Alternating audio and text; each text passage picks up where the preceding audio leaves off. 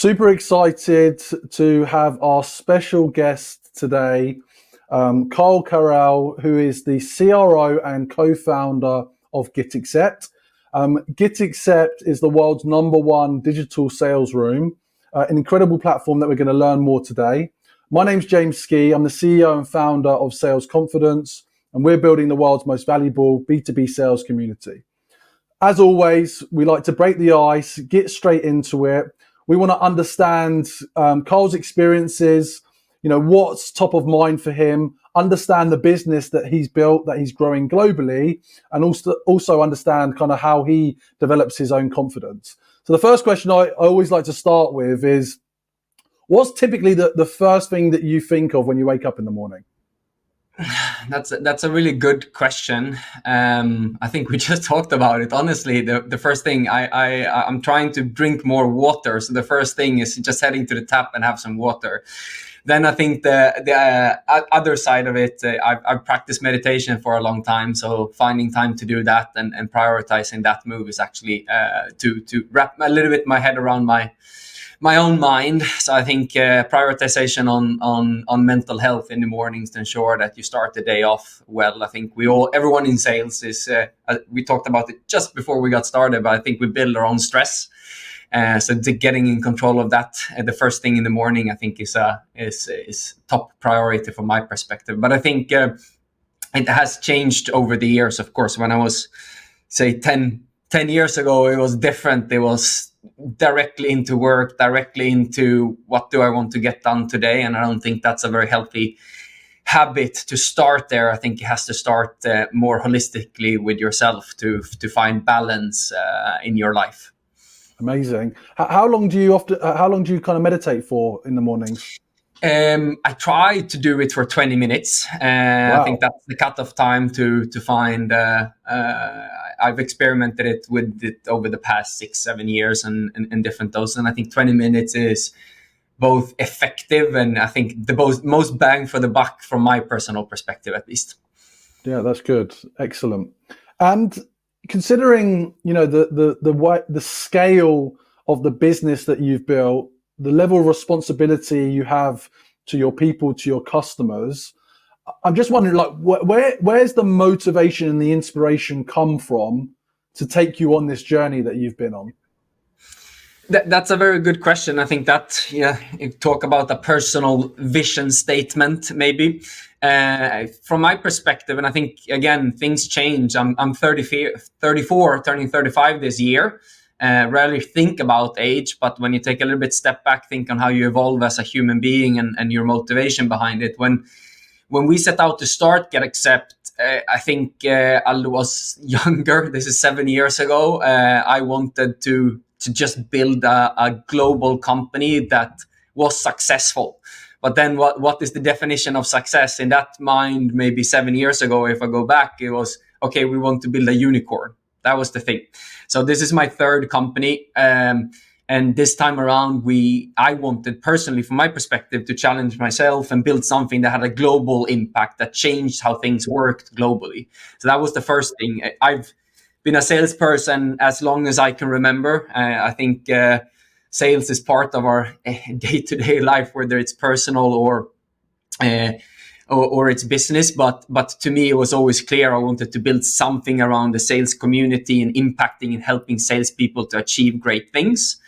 And that was where the motivation came together to build a platform that helps buyers and sellers to interact, right? That's what GetAccept do in the best way possible. But then over time, I want to change. Today, to me, I see GetAccept and my entrepreneurships and companies and helping people to develop more as a vehicle to be more of a positive force when I look at the world and how we can impact the world. I think nowadays everybody's questioning a lot what they're doing because it's very shaky. I think shaky times and an economic downturn and everything that's going on when it comes to conflicts in the world, people start to think, why the hell am I doing what I'm doing? And I came to that conclusion as well. I've gone through severe illness as well during this journey. I went through stage 4 cancer 2 years into founding GetAccept. So that, of course, poses a little bit of a challenge, and you start to rethink a little bit your priorities and why you do what you do. So I think that if you again ask me 7 years ago, the answer is different from what it is today. Today, I think it's more of a holistic answer to what I believe, why I want to do what I do, and what I believe success is for me, not what it's projected from, for example, building a unicorn, which was, hey, I want to do Y Combinator, I want to build a SaaS startup, and I want it to be a unicorn. That was what I read, not what I thought or felt. That's quite an enlightening experience, and I'm going to dig into that a little bit deeper, if I may, just later on. So thanks for sharing and being so transparent. With your career as a salesperson, do you remember your very first experience of sales, either as a sales professional or being sold to? Do you remember that?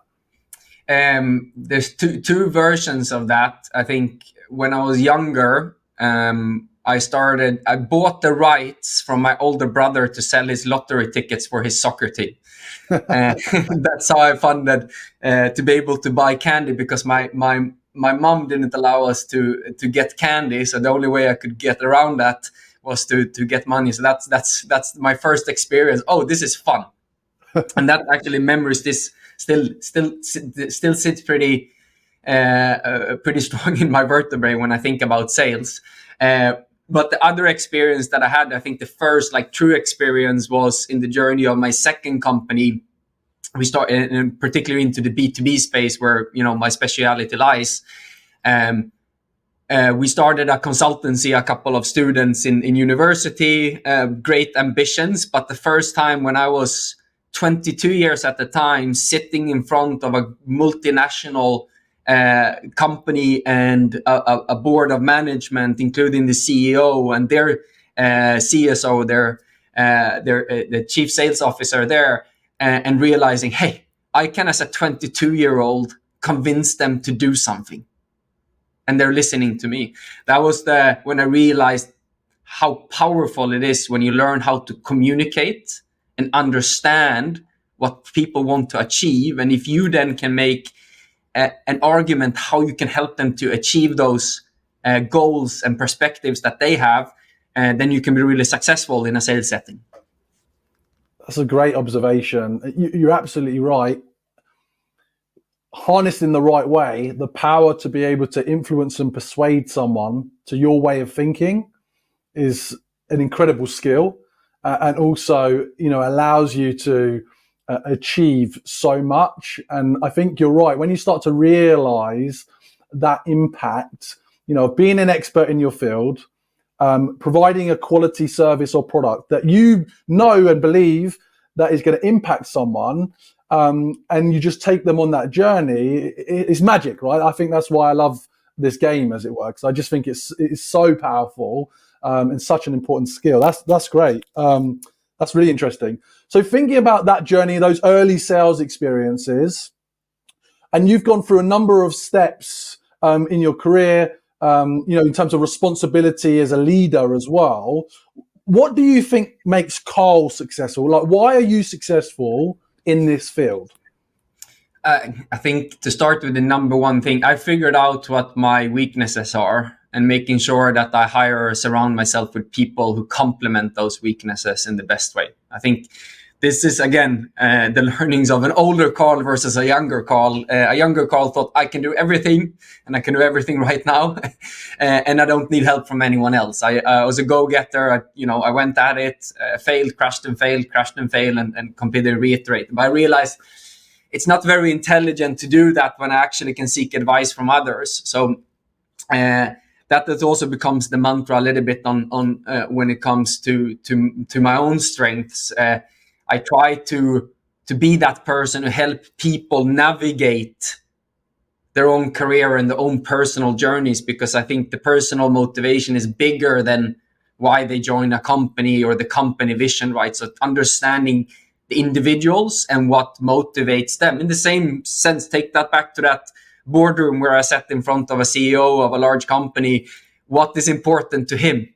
What was important from his perspective? Not just why did he lead this multinational, but what was his motives behind being the CEO for that company? How could I frame then my value proposition to help him achieve that, right? And I think that it relies to the same thing. I genuinely want to develop our individuals, our leaders, our managers, to make sure. And I think that's where I found my type of leadership, where I'm strong. I'm good at figuring out what's important to them and help them on that journey. And then I think communication is so important. There's so many fantastically smart people out there in the world, but there's a lot of them who are lousy at communicating their knowledge. And I think in the difference, I don't think I'm the smartest person in the room many times, but I'm quite quick to picking up on information and communicating that. So that's where I focus my part of the leadership. And then the stuff that I'm weak at, making sure that I have people supporting myself in that journey. So I think to any leader, we did a exercise together with our VP of People and Culture here at GetAccept, where you do a personal test, and then you pose a couple of questions where people stand on a line on how you categorize or what you've answered on those ones. Are you an open-minded person? Or are you a person who makes decisions on the whim? Or are you a person who makes sure that you know all the details about your decision? So understanding people and yourself is so important if you really want to leverage great leadership. Yeah, that's great advice. So talking about these people that you bring into your business and that you attract to GetAccept, like, what do you look for when you're hiring? Like, what are the attributes that you're looking for when you're hiring for people to kind of join you on your mission? Yeah, and I think the attributes that are across the board for everyone, because it depends what role you're hiring for, right? What are you hiring for? A sales operations role? Are you hiring for a sales leader? Are you hiring for an individual contributor? They're different, but the common denominator between all of them is the core values. I think finding people who are open, transparent, and are sincere is very important, particularly in sales. I think sincerity creates trust, and trust creates an environment where you can work effectively together. But also, great sales people are sincere, because that they build trust with their buyers, and that's why they choose to buy from them at the end of the day, no matter what. If the product is a little bit worse than the competitor, but hey, I trust James, so we want to work with sales confidence because we think the community attracts that type of people, right? Same thing. So I think those core values are the first things we look at, and also understanding a little bit what their motivations are. And I think, again, we can try to attract some people that maybe want something different, that are fantastic individuals, but making sure that there's alignment between our journey as a company and their personal objectives in their career. Because the risk is otherwise you hire someone who then leave after 1 year because they realize, oh, this was not what I wanted personally. So the combination of core values and ambition has to be somewhat aligned from both perspectives. And then actually asking them, do you want to choose us? So understanding it's a mutual decision. And I tell them, we're not for everyone, and that's okay. You can say, hey, I don't think the GetAccept way is mine. Great. I'm happy to help you in your career and maybe direct you to a company I think aligns with your core values and what you want to achieve. And that's totally fine. And I think having that humility about that, GetAccept is not for everyone. And we're not better because of it, but that's who we choose to be. And then we need to attract people who are the same. So that's why I think the core values. Then you have all the traits about salespeople and so forth. I have a long experience. I think I've counted it. I've hired over 500 salespeople over the past 12 to 14 years. And you sit in a fair few of interviews, you start to figure out, okay, these are a couple of common denominators of people who are successful. Well, let me come back to that in a moment. I'm interested to learning more, especially for people that are interested, in sales at GetAccept. We've learned, a fair amount about your experiences, and I'll come back to that later on in the conversation. But it would just be helpful to really understand, GetAccept as a solution, as a product, as an offering. What does it do if someone's discovering this conversation for the first time? What is GetAccept, and how do you help businesses? Yeah, I think the value proposition, the vision has been the same since day one. We want to help buyers and sellers to come to the right decision as quickly as possible. But and we want to do that at scale globally. What the product actually does, you said it, we're a digital sales room platform. that for a lot of listeners say, oh, what's a digital sales room platform? Because that's a brand new software category. So we launched this software category and are the founders of this category. We got G2 Crowd to create a new software grid, which we're very happy that we got them on board.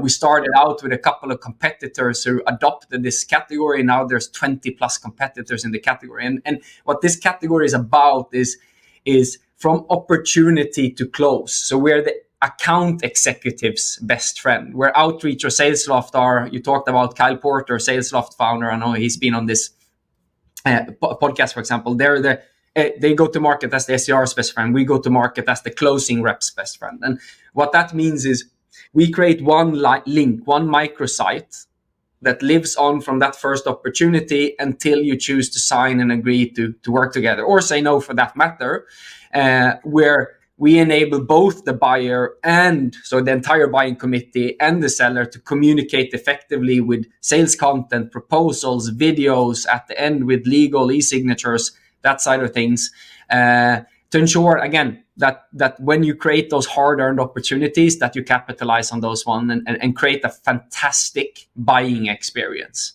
Because the trend has changed, and I think probably I listened to another podcast on your podcast episode with the GM for G2 in Europe and talked about, the trend has changed. Buyers are in control. So we talk a lot about the buyer enablement side of things and how do you make their experience create that wow moment that, hey, I trust James, fantastic product, I want to work with him.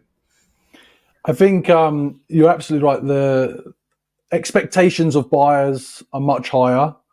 They're much more demanding. There's much more individuals in a buying committee than there ever has in larger companies, even the mid to small ones, to be honest. And so the more that you can engage them in that process and provide the right information at the right time, that's going to reduce the sales cycle, enhance the experience, which will hopefully improve those outcomes. So, it's great to see that in action. You know, you've been very, I can sense that, a lot of humility for the experiences that you've been through.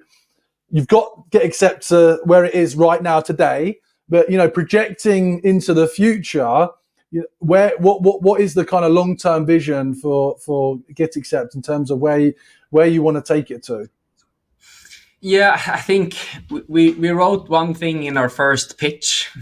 We had a globe in our first pitch that we did at Demo Day for Y Combinator when we talked to and launched the product to all investors at the Computer History Museum in Mountain View in Silicon Valley.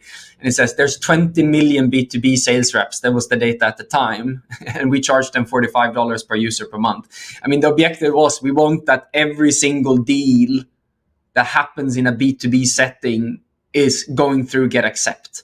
My ideal state in the future is that as a buyer, you say, hey, James, can you please GetAccept me the deal? That would be a fantastic. It has happened a couple of times, not as many as we would like it to do in the future, but that I think is a vision that excites me from that perspective. But when we look at the company as a whole, we've created a new software category a year and a half ago. We now have 20 different competitors, strong competitors in the space. G2 has picked it up. They produce content by themselves, not from us soliciting them doing it. Gartner is producing content. So from our perspective, we want the space to grow and we want to prove why we're the best team to win that category. We're now number one, but I like the competition. If there were no competition, it wouldn't be fun. So from that perspective, we need to ensure that we cement that leadership position and always lead that category. Similar to, I think, our inspiration was how HubSpot created inbound marketing. I think what Brian and Dharmesh created at HubSpot is for a couple of reasons, a great North Star, because they created a category, fundamentally changed how marketers think about marketing and inbound. But what they also did at the same time, we created a fantastic company where they have happy employees who really love being there. I think that in combination is very important. Yeah, I mean that's a powerful trigger for salespeople to take GetAccept seriously. If the buyer's stepping up and making the request, that kind of two-sided engagement, that driver, that's a phenomenal vision. That's really cool. Thank you for sharing. So just like digging back into your perspective on sales as a profession and as a career, is there a book that has influenced you or has impacted you during your sales or business career, to be fair?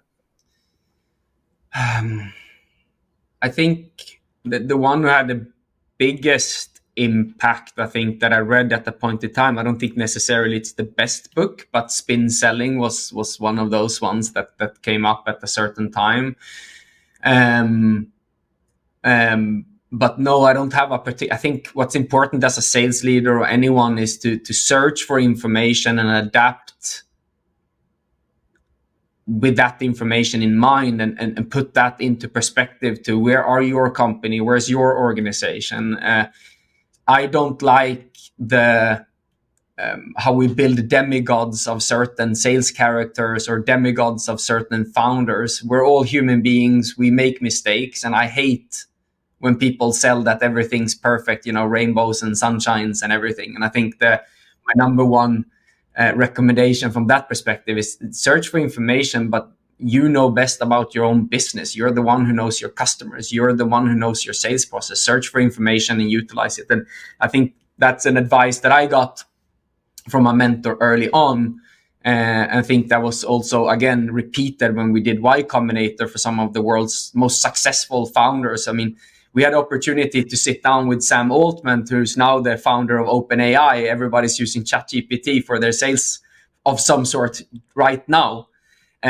His advice is talk to your customers, understand your process, take my advice and put it into perspective and utilize it and make something of it. But, take what I say with a pinch of salt, because you know best. Yeah, that's great. I think you find with a lot of, I've experienced what I would describe as, maybe successful founders that have exited, or they sit on boards, or they're now investors. They're very confident in their own experience, but they often forget what it was like to be in your shoes at your stage. Many years prior. So there's often a detachment from the advice, which is a really good point. You mentioned earlier that you've hired and interviewed, hundreds and hundreds of salespeople over the last decade plus. And so, can you summarize, maybe in 3 or 4 points, like what are those attributes that stand out in the best performing salespeople that you hired or you've come across in the industry?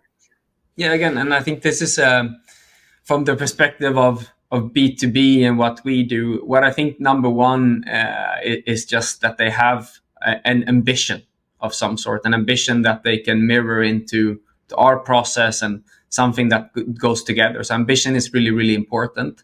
I think tenacity is extremely important. Tenacity and resilience, because everyone here is listening, have certain you've sold hundreds and hundreds of things and talked to thousands of people. Part of it is talking to people who don't want to speak with you, rejection and that, and how you handle that will become pivotal. Are you utilizing the feedback that you get from sellers, your sales leaders, in a way where you use it constructively and think, that's curious. Why did that person say and reacted like that? How can I take that? Then you have other people, which I think they have a really, really hard time in the sales world, is take every single thing and they take it too seriously. So I think those are two really important parts. Then I think curious. A person who's curious about others will do very well in sales, because you will ask great questions. And with great questions, you can start to put together a great pitch or great understanding or position your product. And then I think also authentic people. I think people who have likability to them. And I think authenticity is really important for that, because at the end of the day, I started by saying I think the reason why sales confidence is doing well is because it's a group of great people who have a likability to them, and you want to listen, you want to continue to listen to them. So if you have that authenticity that helps you create that trust and likability, you don't always need to have the best product, or you don't even have to have the best price at the equal product. It's just that I feel that I trust this person. I want to do business with James, not the other person on the other side. Yeah, do you know what? I think likability is so underestimated. At the end of the day, you've got to show up to work, whatever that is, right? If you're running a company or you're working for somebody, and you're interacting with people all day long. That's what we do as sales professionals. If people don't enjoy the time they're spending with you, it's going to be very hard for them to invest in a process and want to build a relationship with you to understand your product. And I do think, it's something that you can work on if you're self-aware. How do people feel in your company? They either feel good or they feel great, or they're kind of put off. And so that self-awareness and reflection, is really important. That's fascinating. I love the depth of kind of your perspective on that. So naturally, sales confidence is one element is about inspiring confidence in people and lifting people. Like where do you get your confidence from to get up, perform, deliver for your business and your people and your customers? Where does that come from? I first want to commend you for using inspiring in your value proposition for sales confidence. I think inspiration is the most powerful tool any leader, any individual have. If we can't inspire others, we're just telling them what to do. And I have a mentor who have a saying that a person convinced against their will are of the same opinion still. And the only way to get somebody to want to do something is inspiring them to see something or understand something. And they have to take that step. So first of all, when it comes to my own confidence, I think that's deeply rooted in the family and my upbringing. So I think that's thanks to my parents and my family that do whatever you want, we'll support you. Doesn't really matter. They've never forced me into one career. My mom is a kindergarten teacher and my dad is a firefighter, and I did some youth firefighting, but he never, tried to push me into that. And instead, they always encouraged whatever we did that made us happy. And I think that has gone into life generally. Like if I fail, worst comes to worst, I have to move in with my parents, and that's always been in my head. And that's easy to say. I've lived abroad for such a long time and seen South America, the US, and the duality of different environments that I feel and I know I'm very privileged growing up in a middle-class family in Sweden, because life is not super difficult when you're dealt that card. And knowing that I have that sense of security has always been the case. That confidence. Of course, then when you have some successes along the way, you start to build up a confidence in your sales career. You understand what works for you and what you're good at. And again, you start to assess what your strengths and weaknesses are and start to understand them. So I think, again, it's you're building upon that foundation, but the foundation, to be honest, at the end of the day, has always been there in my vertebrae. And that's what I still am building on currently to create the best version of myself as a co-founder and CRO for that matter. I mean, that's a gift, right? To have that level of supportive parents. I think about, my own children. I'd love them to have that gift, where they feel like they've got security. They can take risks, they can make mistakes, but they're still being okay. So that's a really thoughtful perspective. Thank you for sharing. So you mentioned earlier, and I hadn't come across it. I wasn't aware that you've had some health difficulties. Depending on your level of comfort, but I'd be curious to kind of understand that experience and how you've overcome it, and maybe how it's impacted how you approach life and building a business. I think it's had a profound impact. I think. Happy to share. I think what's important, what I'm challenging myself is to be vulnerable, because I think it's very important as a leader, if you want to build something sustainable, that you open up for your organization and your team members and your employees to be able to tell what they actually think and feel, because otherwise we're just leading in darkness, because we don't understand where they're coming from and what I say, how that affects them. Even as a simple thing, everybody's increased quotas, for example, I would assume on their reps in 2023. How does the different groups react? People react differently to them. Some people, just say, "Oh, hell, I have all the confidence that I need. I'm going to hit my quota. I don't care." Then you have other people who you need to work with and communicate in a different way. So I think that is very, very important. Yeah,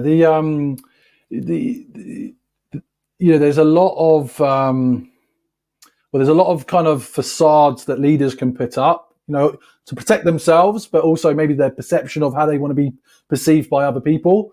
I think there's a balance on this, on how much you share, but people want to feel like they can relate to you in some way. They can understand that you are right. You're not just up. You're naturally on a pedestal in some ways, right? Because you're a leader of a global business and organization, and you're paraded around and you're interviewed like this. But everyone in life, every human experiences hardship, and I think if you give people a sense of that, then that helps with that relatability, and people want to get behind you and support your dreams, because they feel like you're being genuine with them, and that's an important trait. And I think to your question on how it has changed me and that journey and what I went through, I think when you go through something like somebody tells you there's a big chance that you're going to die within a fairly short time frame, you start to question, what the hell have I done with my life? Where am I? Where do I want to go? So I think what happens then, at least what happened to me, is the stuff that I started thinking about that was important, that became more clear. And the stuff that I wanted to say no to became more clear, at least from my perspective. Then, of course, you think about, at the moment we had just raised our series. We were just about to raise our Series A at the time being. So sitting in those meetings talking about funding at the same time going through chemotherapy, you start to question, what the hell, is it really important if we score X amount of millions for the term sheet, etc. But I think, again, that to me became apparent how important the vision of the company is, and how we view ourselves as a player in the world, in the society, and what impact we have. And that's why, at the end of the day, if somebody comes to me in any situation of hardship, I would tell them, take the day off, or do what you need to do to be with your family, or wrap your head around it. Don't care about what's happening at work. We'll cover you.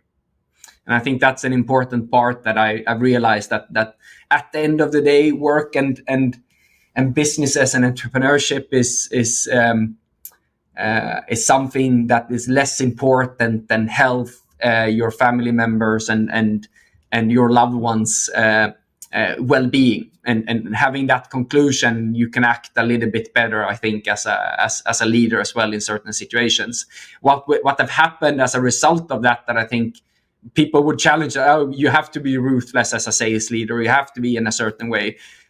I don't think that contradicts each other, that you have to take hard choices and you have to be direct. That's a different thing. But when you give people the trust to take care of themselves, or give them the opportunity to be well, what comes back is then a lot of loyalty and a lot of hard work. So I've seen actually the other side now after a couple of years, how big sacrifices people do for GetAccept, because they truly want to do that, because they feel a connection to the company and the organization and the people here. So I think it's a competitive advantage to take care of people, because what will come, they will take care of you. I think anyone who's a founder at the moment, particularly in tech and in SaaS, or any sales leader, it's been a rough 2022, and making sure that you have people who are committed and loyal to the company and the organization and objectives, even if there's maybe other opportunities that are better, because there's a different company who's not suffering as much. that is invaluable in times like this. Yeah, 100% agree. That's a really, really important perspective. And it's, some of these things are not measurable, i.e., it's like a feeling, it's like an energy. It's difficult to kind of capture that in your culture. But people know when they're around it, and that's a good thing. And that sounds like a great piece. And to be fair, it just made me reflect on. I've met a lot of people from GetAccept now, and like I genuinely mean this. Like there is a very good feel-good factor about the people. There's ambition and there's humility, but also like people want to have a good time, right? And that again comes back to what we talked about earlier about likability and, do you want to interact with these people? Do you want to have business? Do you want to introduce these people into your network, right? All of those elements play a part, and that stems from a great culture. This has been a really enjoyable conversation. Just before we wrap up, I'd love to know if there's a final, thought or piece of advice or something that you'd like to share with the listeners, but before we wrap up the conversation. Difficult question for me. I have a lot in mind, but I'll try to put it in the position of sales leaders. I think again, it's the number one advice I have for sales leaders is make sure your team, your directors, your managers beneath you understand that you're here to make them successful. And when shit hits the fan, you stand there and take the shit, essentially. Because I think it's important. A great leader lifts up the people when results are good. And a great leader also stands there and takes responsibility for when things are difficult. And use that mentality. I've told all the managers in the Sales GetAccept organization that you have to do the same thing with your team. They have to understand that they're there at the front lines with you, helping you to succeed, and that's the mission of them. And when you do that, you have an organization where everybody's helping each other to succeed. And then, of course, 1 + 1 + 2 + 3, etc. You become successful together. And I think that's my number one recommendation. It's so powerful to lift other people's up and take responsibility when things are difficult. Awesome. Carl, it's been an absolute pleasure to have this conversation. I look forward to people learning more about you, learning more about GetAccept. So thank you very much for your time, and look forward to speaking again. No, a true pleasure, James. Thank you.